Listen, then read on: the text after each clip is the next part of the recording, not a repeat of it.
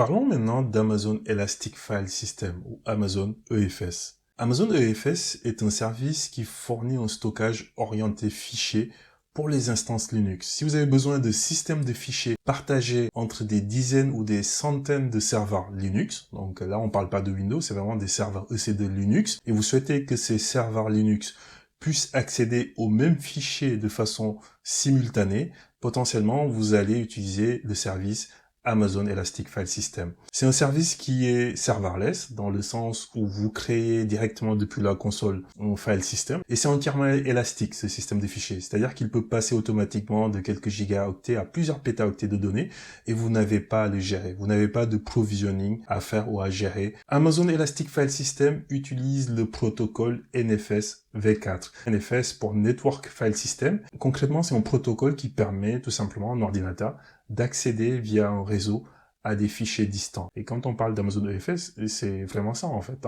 Imaginez que vous avez besoin que des applications qui sont hébergées sur des instances EC2 Linux puissent accéder à des fichiers en lecture, en écriture de façon simultanée, en utilisant le protocole NFS. Vous allez plutôt penser à Amazon EFS plutôt que Amazon EBS par exemple. Alors si on regarde un exemple avec Amazon EFS, là on est dans la région Cape Town par exemple, on a déployé 3 instances EC2 et on voit que chaque instance EC2 a son volume EBS qui n'est pas partagé, donc qui lui est spécifique. Du coup, si ces instances EC2 ont besoin de partager des fichiers, d'y accéder pour écrire ou lire de façon simultanée, on va pouvoir créer un système de fichiers partagés avec Amazon EFS. Et on voit que ce système de fichiers Amazon EFS, il est multi-easy, même s'il est possible d'avoir un système de fichiers dans une seule zone de disponibilité avec Amazon EFS. Mais là, on voit qu'effectivement, il est sur l'ensemble des zones de disponibilité et que